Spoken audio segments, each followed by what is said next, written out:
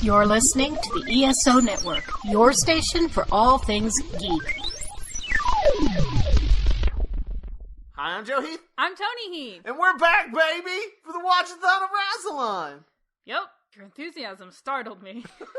Toni and Joe, you are all done to walk every Doctor Who serial and discuss them all.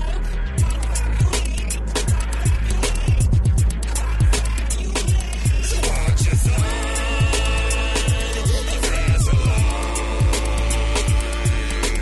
What you say, don't hesitate to press along.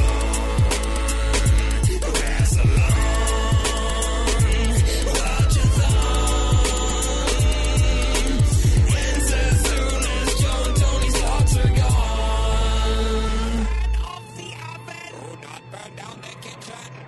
Today, we're going to be talking about, well, not an episode of Doctor Who. No, so we're only kind of back. Yeah, we're sort of back, We're baby. back with a special. A Christmas special. The first ever specifically Doctor Who Christmas special. I mean, we had that one episode, The Feast of Stephen, but it was part of a larger ongoing story. This is the first Christmas special. And how Christmassy it was. Oh, yeah. Today we're going to be talking about the K9 and Company pilot, which consists of one episode that is titled Girl's Best Friend. And that aired December 28th, 1981. True facts! Special thanks to Matt Golden for getting us this episode. Hey, thanks, Matt. Golden! You can check him out at MatthewGolden.net. Oh, man, it's been a minute. It's been a minute. It's been a minute since we've had a good Hey, thanks, Matt. Hey, thanks, Matt! So, yeah, we're doing a special. And it was special. It certainly was. I know we've got to, talk about it. But real quick, can we just talk about the theme song and how great it is? I mean, yes.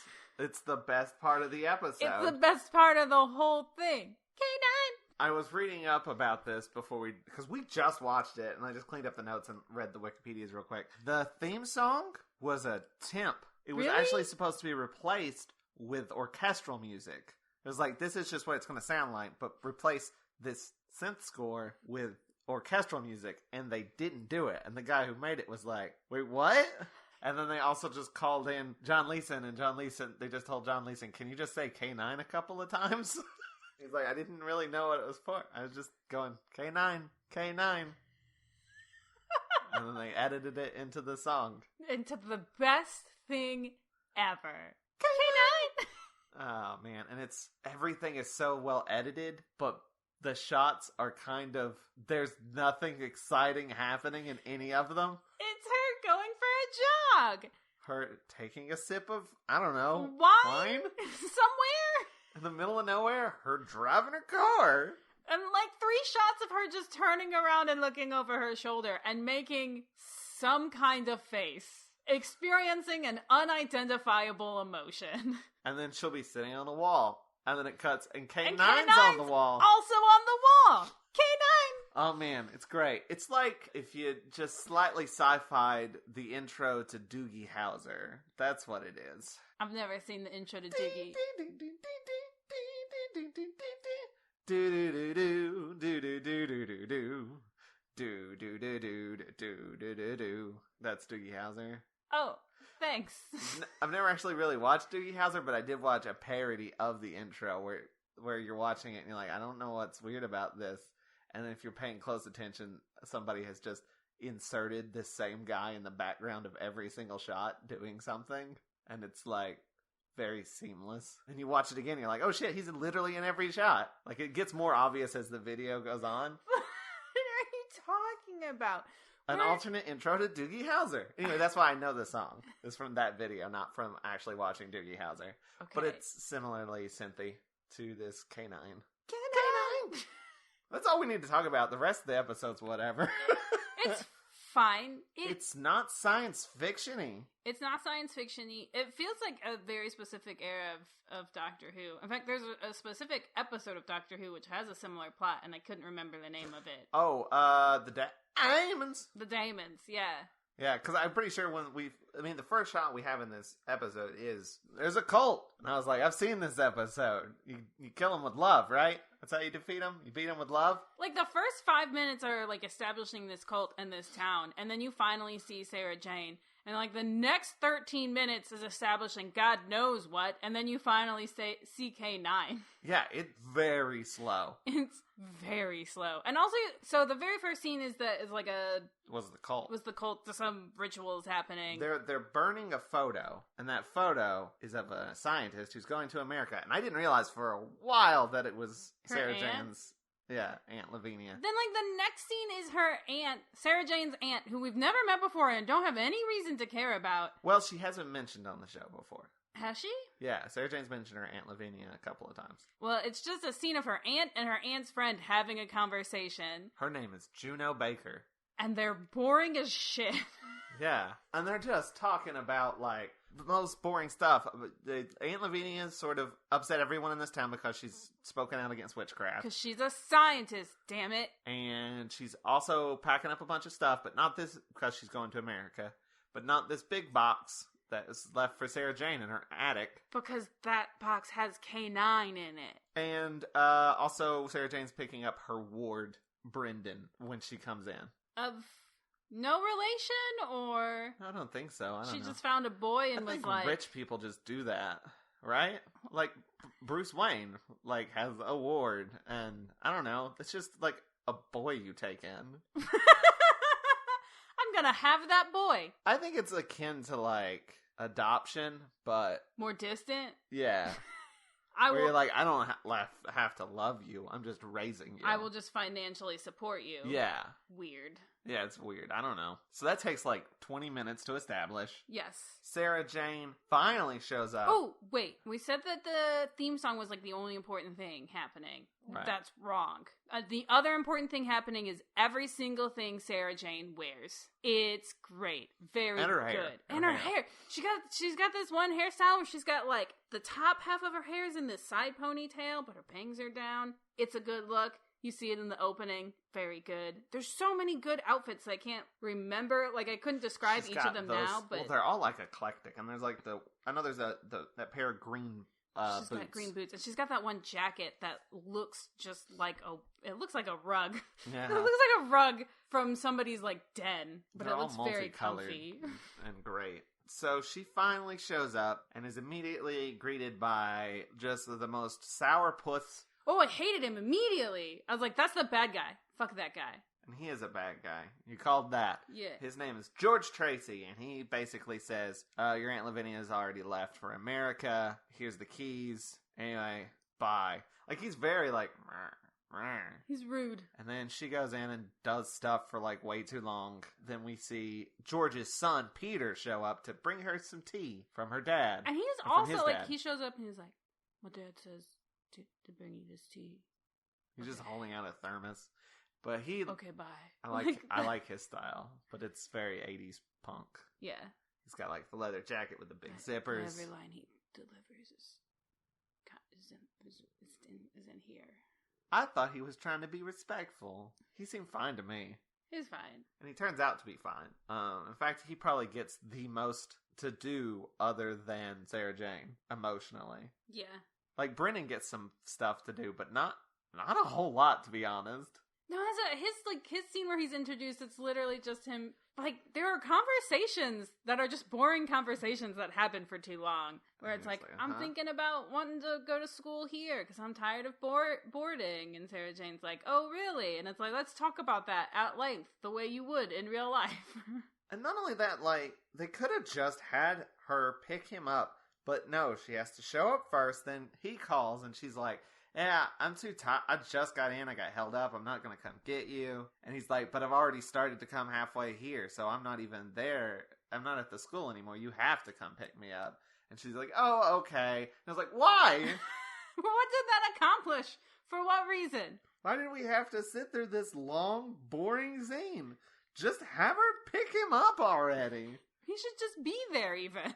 Yeah, just have him be there when she shows up. Well, they do have to have the place empty because it's ambiguous about what happened to Aunt Lavinia, because that's what she's mostly concerned about this whole episode. Well, not the whole episode, but a good portion of it is what happened to her Aunt Lavinia, because everyone's like, oh, she left for America. And she's like, well, she didn't tell anybody. And that's weird. And a lot of people right? are saying, well, she probably, like, tried to cable you or something. And she's trying to check in on that, and she's finding nothing. But she goes to pick him up, and she comes back, and they open the door, and there's a dog there that is growling menacingly, though he is clearly not growling at all.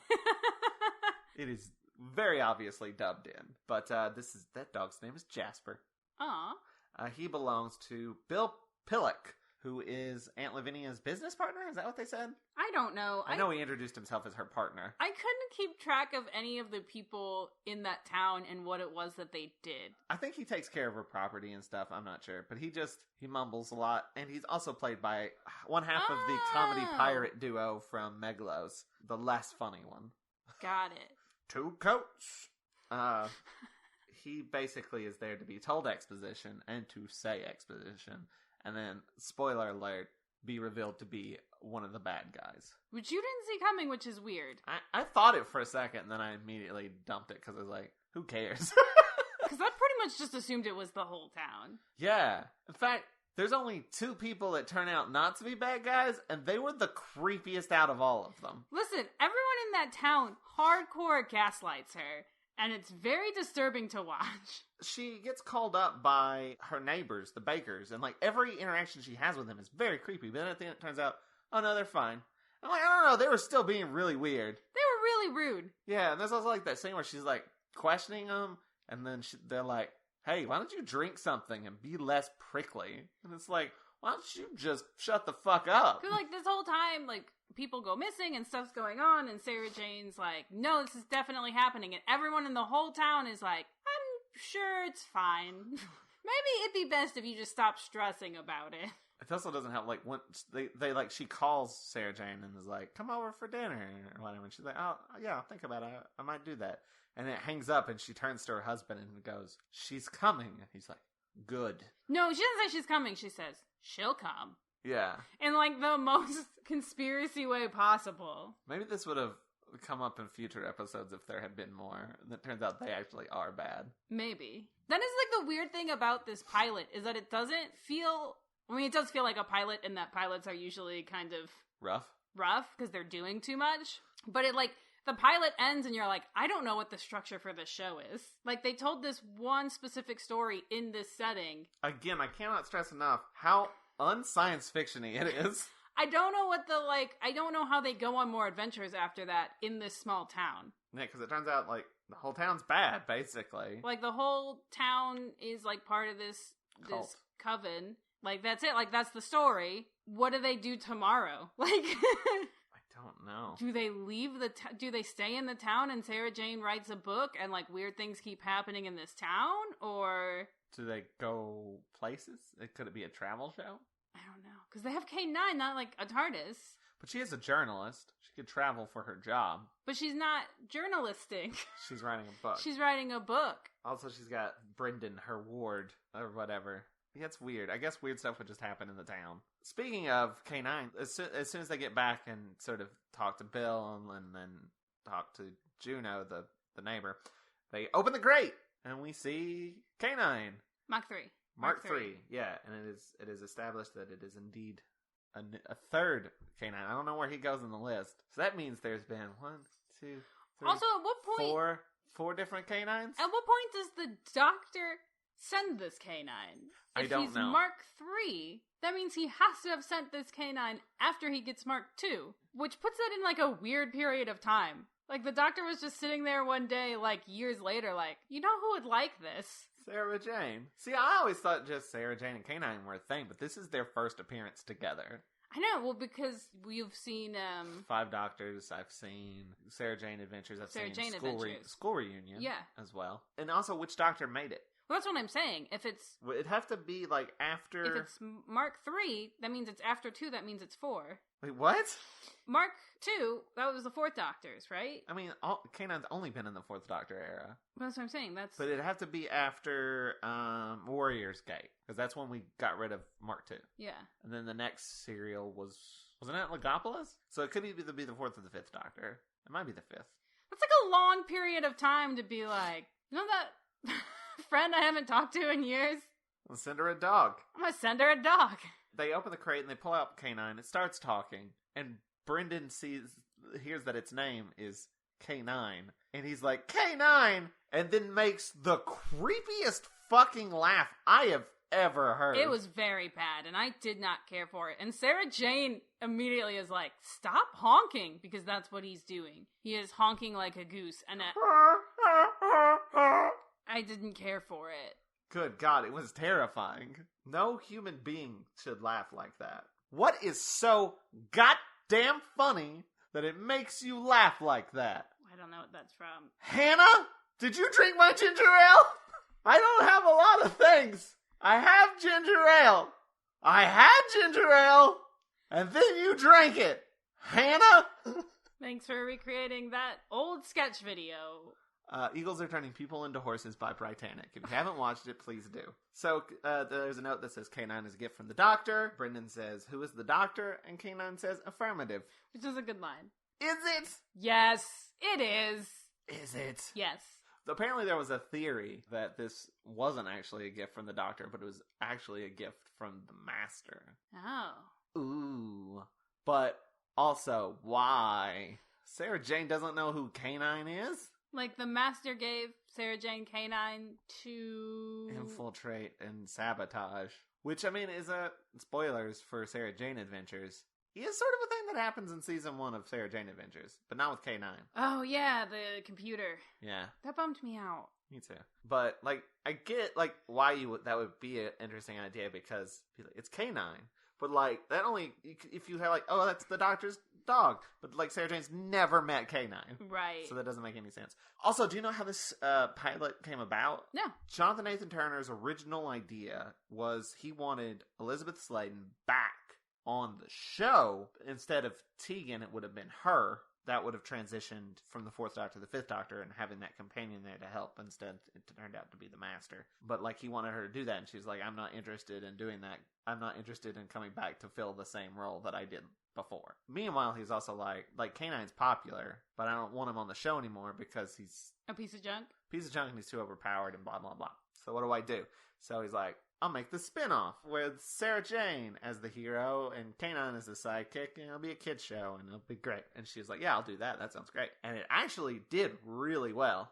It did? The ratings were really good. So how come it didn't become a thing? I think there was, like, a switch over in whoever was running the BBC stuff at that time. What do you mean? The show's not good.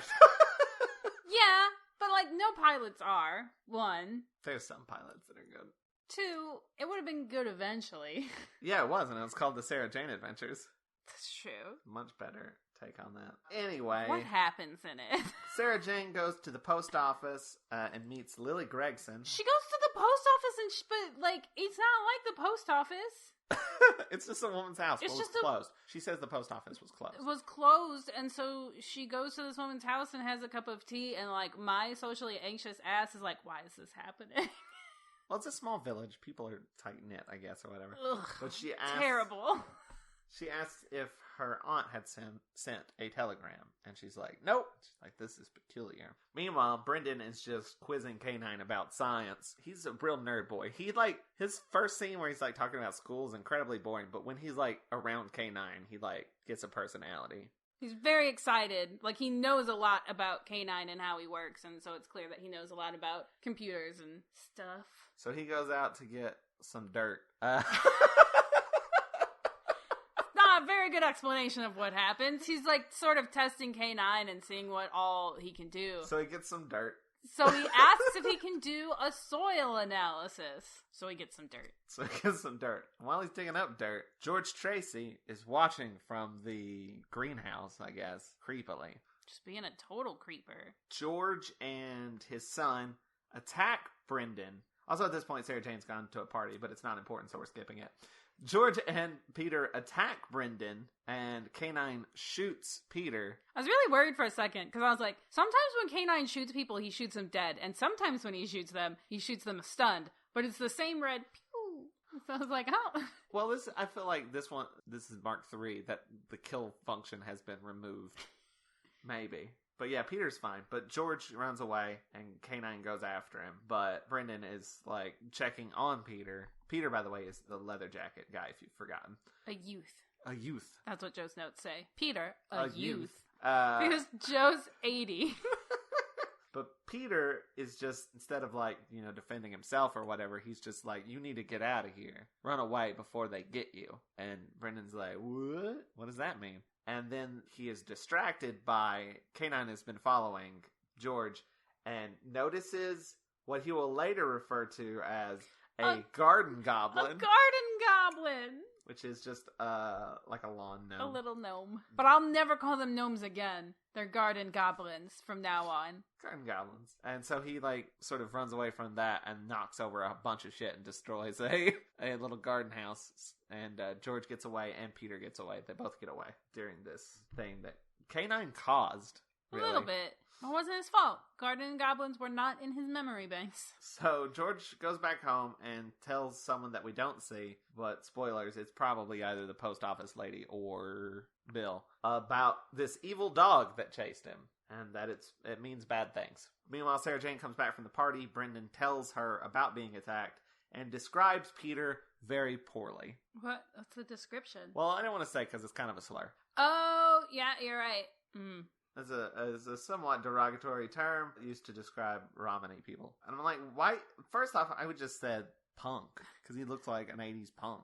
But I guess maybe that hadn't been solidified yet. I don't know. I don't know nothing about nothing. This is only 81. Maybe the punk scene hadn't fully grasped, you know what Wasn't the punk scene yet? Yeah. At least he could have said he wore a leather jacket with big-ass zippers on it. But no, he just says that one word, and that's it. The next morning, they go and look at the smashed garden with George and Bill and have a lot of explaining things that we've already seen. There are a handful of scenes like that where you're like, yes, I know. I just watched it. Why did you... Tell me again. Why did you just tell me? Brandon picks up a piece of the plant from the garden and is like, this has a pH level of yada yada. How does he know that? Science. He, just picks it up in his hand and says what the pH is. You can't do that.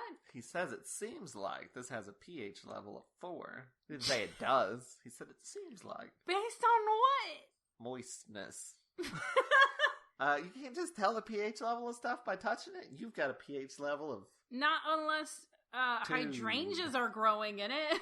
I don't know what a pH level is. I mean, it's how acidic or basic something is. That's why hydrangeas will change colors based on the pH level. Oh, so if I was to test your pH level, you'd definitely be basic. Rude! You're basic!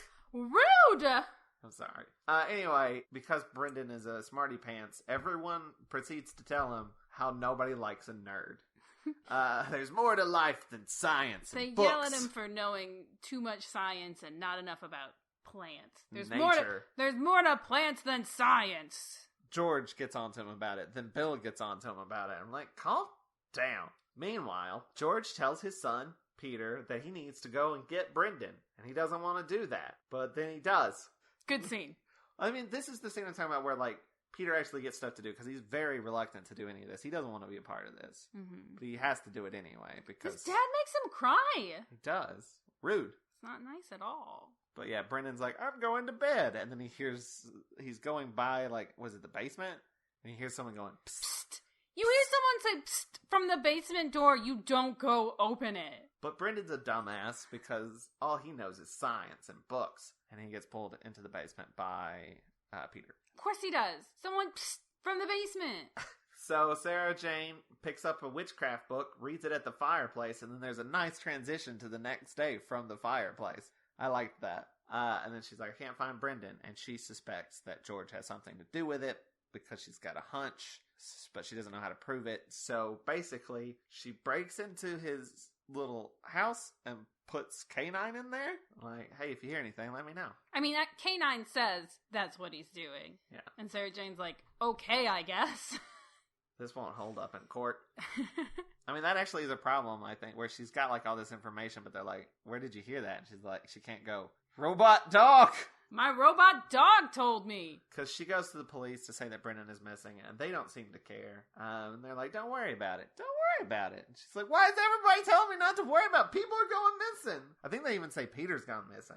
And the policeman's like, just don't worry about it. Then the policeman goes to talk to George, and he's like, listen, this has gone too far. We've kidnapped a kid. We haven't done a human sacrifice since I don't know, he says like 1861 or some number. That's probably not right. Long ago. He's like, I don't want to do a human sacrifice. But George is like, we gotta do human sacrifice. I'm a police officer.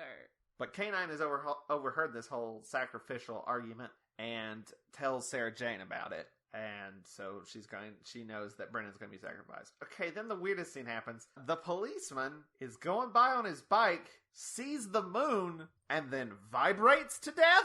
Yeah. I'm assuming they killed him with magic. This is the only part of it that is somewhat supernatural or not something that you could see in like a fucking murder mystery. You know what I mean? No, that's true. I mean, it's implied that it's the cult killing him, but it's not super clear what happened. Yeah. Or how or what. If it was just magic. Sarah Jane finds him and he's dead. And then also there's a goat there. The goat scared the shit out of me. Why? I wasn't expecting it. But then Sarah Jane tells Bill about it because we have to repeat everything we see in this show. Meanwhile, there's going to be a ritual. Peter is going to be initiated. Whatever. He'll be part of the coven. He doesn't want to be. But his dad's a dick. And so they do the ritual, and the lead goat lady does something with his feet. Yeah, no, wait. Because I have questions. I think she kissed his feet. What does she do to his feet? She kissed him? I don't think we can say on this friendly listen, podcast. Her head goes down to his feet, and then it cuts away. Yeah. And I'm like, what? What was about to happen there? No! Okay. She was going to go to town on his feet. No. Goat. Town? Is there a joke there? There is not. Please stop trying. So I guess Peter is now part of the coven, the cult. And by the way, it is very obvious that the goat lady is the post office lady. To me, anyway. Who else would it be? It could either be her or the neighbor. But it sounded like the post office lady. So Sarah Jane goes to the bakers and complains about how nobody is fucking helping her. And the bakers proceed to be creepy as shit. And they're like, oh, it's probably nothing. You probably misheard something. Like you said here in that scene, everybody is gaslighting her. I'm like, that's true. That is happening in this scene. Yet it turns out they're fine later? It doesn't really add up. No, they're suspicious as hell. Meanwhile, K-9 has been studying witchcraft and figures out that the sacrifice is going to happen at midnight due to winter solstice or some shit. They know when the sacrifice is going to be, but not where. So he studies some maps, and they're going to look for, like, hallowed ground or whatnot. They're specifically looking at churches. Yeah, and so they're driving off to look at it. Sarah Jane ran off the road by a tractor. One of the few bits of action in this episode. She swerves and goes up like an embankment and then back down, and then that's it.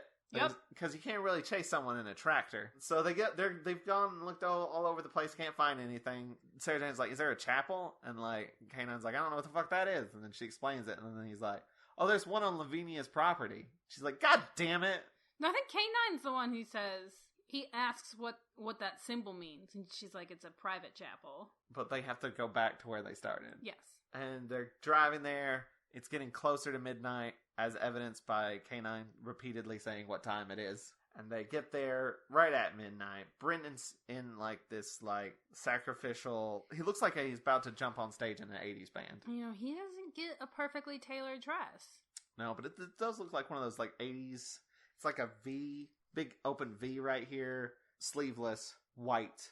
It's actually pretty cool looking. He goes to get sacrificed. K9 rolls up, shoots almost everybody. Sarah Jane runs up and does a couple of karate moves. Some pretty slick moves. Yeah, she kicks some ass. Then she gets Brendan, and then she unmasks the goat lady, who turns out to be the post office lady. She unmasks another dude, who turns out to be Bill. And then they go and hang out. Sarah Jane and Brendan go and hang out with the bakers and make jokes about how he almost died. Yeah, and he's like, ha, ha, ha, that's not funny. His very real trauma. They just joke around about it. And it's Christmas. Also, it's like the bakers just are like, she's like, I thought you guys were bad for a bit. And they're like, what? That'd be dumb. And then they get a call, and it's Aunt Lavinia. She's fine. She's fine. She's like, I sent you a message. Did Bill not send it? And Sarah Jane's like, no. And she's like, well, I wonder why. She's like, I'll tell you later. Like, she doesn't explain anything. She doesn't say, hey, you know what, your business partner or whatever? Turns out he's a huge murdering dick. Also, he was in Meglos. But yes, then it cuts K9, who sings We Wish You a Merry Christmas very poorly. And then pretty pretty great. Yes, and that's over. It's so abrupt. Like, at the very beginning of the episode, you were like, whoa, that's mood whiplash. Because we have this, like, really... really delightful, like, upbeat sci-fi theme, and then we immediately go into, like, Hecate. here's this pagan ritual that's happening. And you're like, oh, okay, wait, what? And then like, at the end, we're, like, back in that, like, opening, like, this is a cute thing about a dog.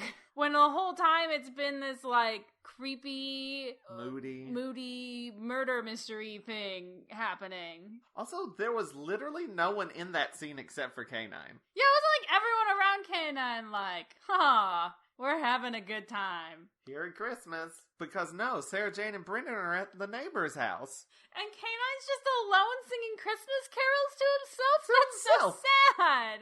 And that's it. That's the end of K9 and Company. We're going to take a quick break and we'll be back with final thoughts. Hey, Adam Thomas. Yes, Thomas Mariani? You know how there are podcasts about bad movies? Yeah. And also podcasts about good movies? Yeah. Well, what if a podcast could cover both?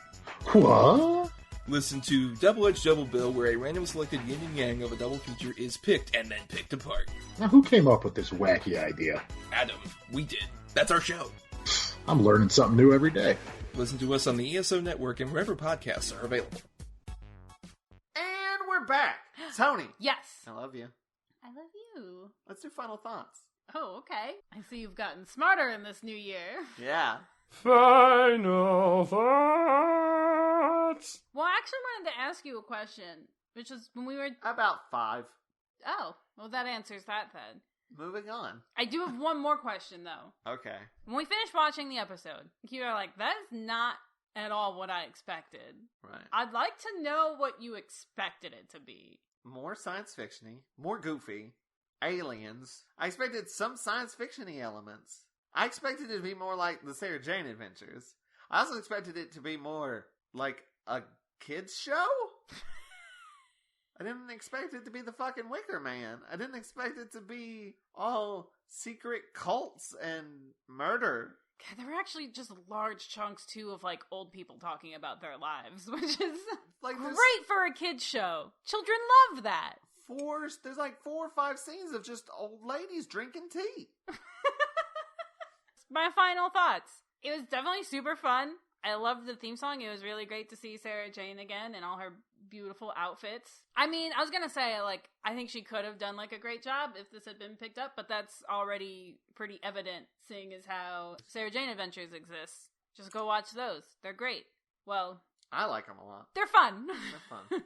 They're enjoyable. Yeah, it was not what I expected. It was way different. I did also expect, like, a cheesy, goofy kids show. A lighter tone. Yeah, and not like this, whatever we got.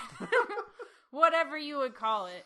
Creepy, dark, moody, atmospheric. But it wasn't even those things. Like, a lot of it was... Some was just boring. Yeah, some of it was just... Like, I was like, I know they've got to, like, establish characters and stuff because it's a pilot, but, like, so much... It's 13 minutes before K9's introduced. It's, like, 5 minutes before Sarah Jane's introduced. So much of it is just, like, these people talking, and I'm like, I don't give a shit. I don't know who these people are. I don't know why I care. And nearly everything that's in that chunk, it's reestablished. Once everybody's back in it, yeah. So it seems like a weird choice to, like, we're going to start with some stuff completely unfamiliar to you. Don't do that. For an episode that is shorter than most of the serials we watch, it felt super slow. Yeah. I was expecting cheesy, goofier, sillier, fun. More fun. It wasn't very fun. The theme song promised fun. That theme song is so good. Theme song is great. I mean, I didn't hate it. It's just not what I expected. Yeah. I don't particularly like it. I think that's fair. I could see it being alright if it continued as a series. Like, I loved Sarah Jane. I loved K9. I warmed up to Brendan. I didn't care for him at the beginning because all of his scenes were boring. But once, like, he was just hanging out with K9 and just sort of being a nerd, I was like, yeah, I can hang with Brendan. I guess he was the proto, what's his name? Adam? What was the kid's name in Sarah Jane Adventures? I can't for the life of me remember. She gets a son, basically. I wonder if Brendan's mentioned in any of the future appearances of Sarah Jane. I don't know. But I guess we'll see. I don't remember, because I guess there's 5 doctors, then school reunion, then Sarah Jane. But I don't remember Brendan ever being brought back up. I guess he didn't leave too much of an impression on her. But yeah, it was fun. It was interesting to watch. Yeah, it was a good special. Yeah. Merry Christmas. Merry Christmas. Onward to being back in the swing of regular podcast business. Yeah.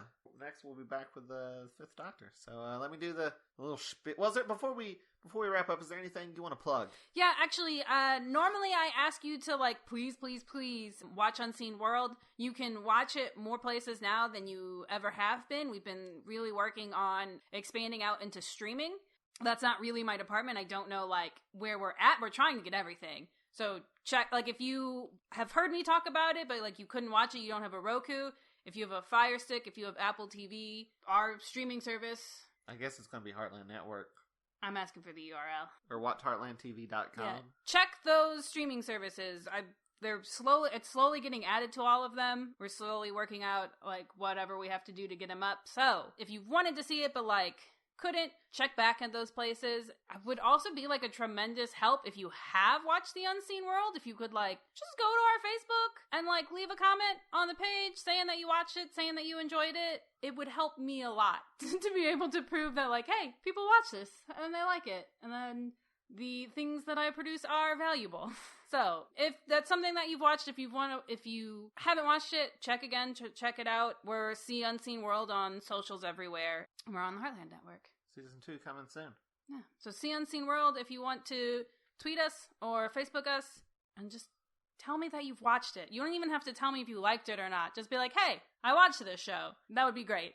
If you liked this episode of the podcast, you can check out more on watchyourassalon.com and be sure to rate and comment on our iTunes. It does iTunes magic. It really helps us be seen and heard by more people. It helps people find us, which is great. We make this podcast because we want people to listen to it. Yeah. And if you'd like to help us out even more, you can go to watchyourassalon.com/support. And there you'll find a link to our Patreon page, which you can get to just by going to patreon.com/Watch-A-Thon. And there you can donate a monthly amount to get all kinds of rewards like day-early episodes, uncut video of the podcast records, live streams where we watch the episodes with you guys. Felicity watched this with us. We have also been doing bonus episodes. Since the new season has started. We've been doing they're pretty short. It's not as sort of involved as these episodes. We watch the new episode, and immediately afterwards we grab the mic and sit down on the couch and we're okay, here are all my thoughts. Yeah, we don't recount the plot or anything. We just dive right into it. Yeah. What level is that at? $5. $5 a month. Also just even at the $1 level, if you want to talk New Who with us, we have our Discord, and we get on the Discord after we watch new episodes and talk about what we thought and what we liked and what we didn't, which is pretty cool. I love. We also talk about stuff that's not Doctor Who. We talk about a bunch of different things. So. Yeah, we have a movie channel that we constantly are just Joe more than me, because Joe goes to see movies, but he'll hop in it and just be I just saw this movie, here's what I thought. So it's a neat little place to just sort of hang out and discuss things, not just Doctor Who, but everything. And again, that's patreon.com/Watch-A-Thon. Also on our support page is a link to our Amazon wish list, where you can sponsor an episode of the podcast by purchasing the corresponding serial on DVD for us. We'll mention you on the podcast, put your name on our Friends of Rassilon page. Speaking of, special thanks again to Matt Golden for sponsoring this episode. Hey, thanks, Matt. You can follow him or check him out or whatever at MatthewGolden.net. And I also want to give a special shout out to Vincent E.L. for providing us with our theme song. Thanks, Vince. You can check out more of their music at vincentel.bandcamp.com. And tune in next time when we talk about the 5th Doctor. Ooh. The first one, Castrovalva, with returning guest Benjamin Padon. Or Ben Padden, as they like to be known. Yeah, Ben will be back. And we'll be back. We'll be back to the Doctor. Doctor Who. Excited? Are you excited? I am. I'm very excited. All right. Well, till next time, keep calm and wrestle on. Goodbye, and I love you in a platonic, parasocial way. Reciprocated.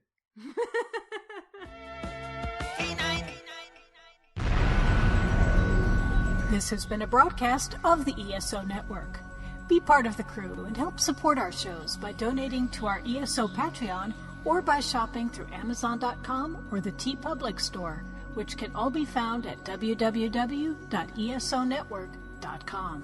The ESO Network, your station for all things geek.